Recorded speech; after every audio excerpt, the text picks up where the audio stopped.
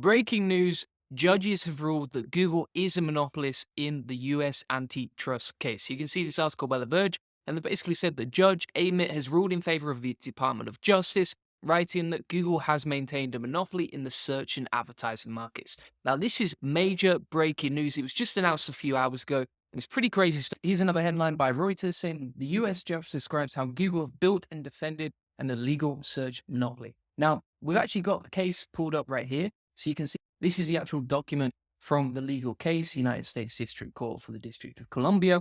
I'm not going to read the whole thing out. It's pretty long and crazy stuff. But if we pull up this quote right here, inside the document it says, Google is a monopolist and it has acted as one to maintain its monopoly, right? So there are relevant product markets for general search services and general search. And Google has monopoly power in those markets. Now, this is an antitrust case against Google following the Sherman Act. I'm not a legal expert by any means. Now, if you look at Google, they say Google has an illegal monopoly on search.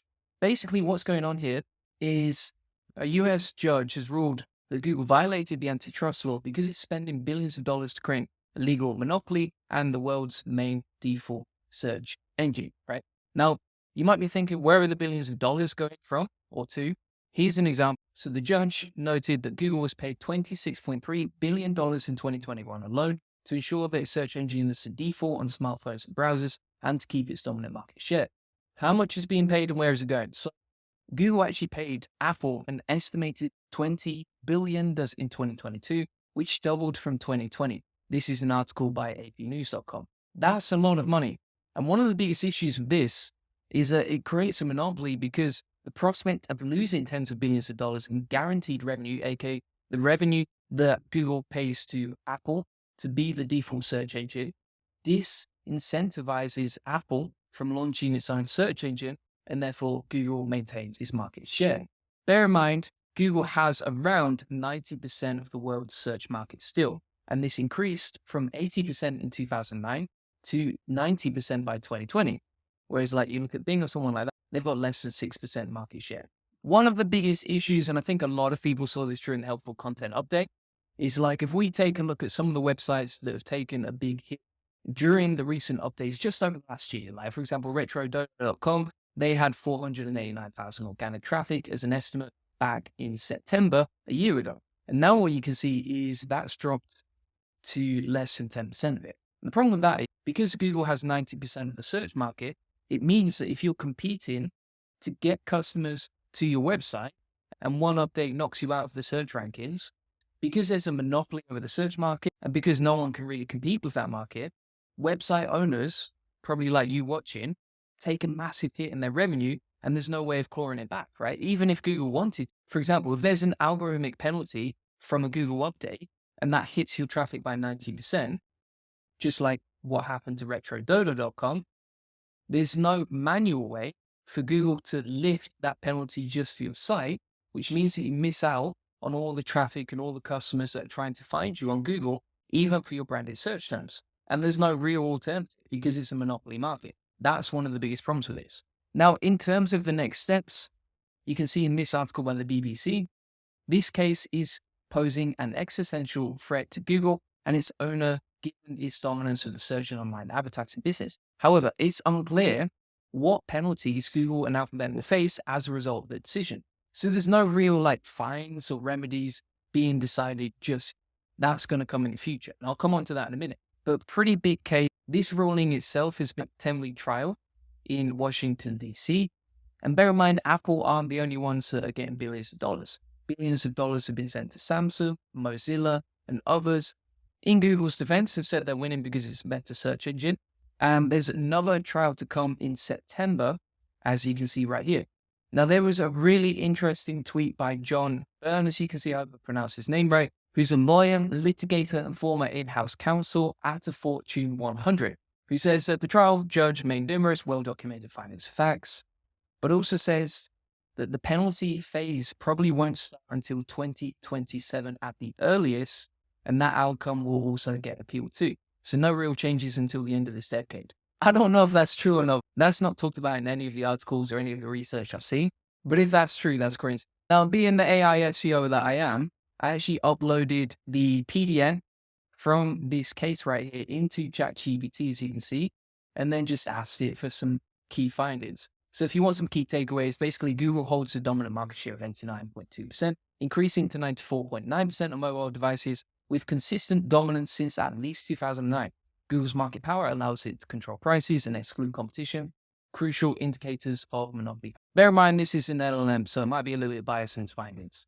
But basically, the agreements it has in place, for example, like the one with Apple, have been found, according to this case, to prevent rivals from gaining scale, diminishing incentives to invest and innovate.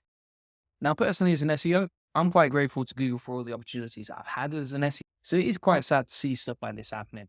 But very interesting case, very interesting findings. Not the best PR for the company. I mean, for example, if we go through Twitter right here, you can see all of the news around it, and it's just flying through. There's so much going on right here. So many people talking about it.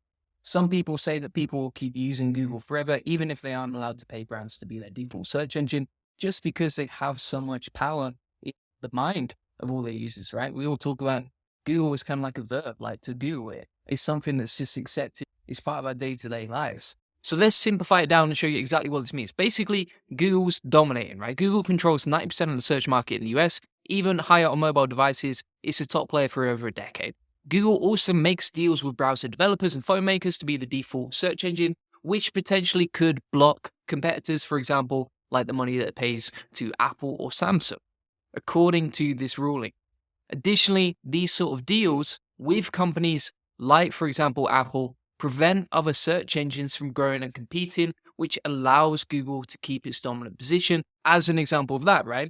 Let's say Apple was thinking about starting its own search engine. It's got a choice. It can guarantee billions of dollars in payments from Google, or it could try and compete and invest loads of time into it. And if you had the choice, you're probably going to go with the guaranteed billions of dollars, right? Additionally, when there's no serious competition, aka, for example, Bing, it only has like 6% of the market share, Google isn't pushed to innovate as much, which potentially leads to lower quality services. Again, this is just some analysis from ChatGPT. Take it for what you will, it's not gospel. Now, what could this mean for SEOs?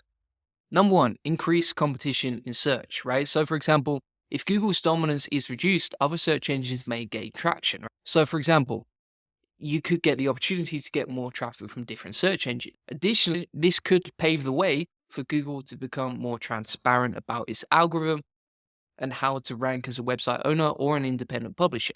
The algorithm already got leaked from Google earlier this year, but that's a potential option. Now, how could this impact you? Well, for example, it could become a fairer playing field, right? So, for example, if Google had less control over the search market, that could lead to a fairer competitive environment where quality content has a better chance of ranking. If you look at the SERPs right now, I don't think that the best quality content is the first content that's ranking, right? It's typically the best optimized content that's ranking. And if I look across the whole industry, it doesn't really seem like white hat SEOs have been winning over the last 12 months. It seems like there's more and more spam inside the SERP. For example, like you see all these UGC platforms like Reddit, LinkedIn, etc., dominating the SERPs. So personally, I don't think it's going to change the market anytime soon, but it is interesting to see how this stuff comes out, and it'd be interesting to see what comes next for Google. So thanks so much for watching. If you want to get a free SEO course with over 100 tutorials, SPs, and templates to get more leads, traffic, and sales from SEO, from search engines, feel free to get that links in the comments and description.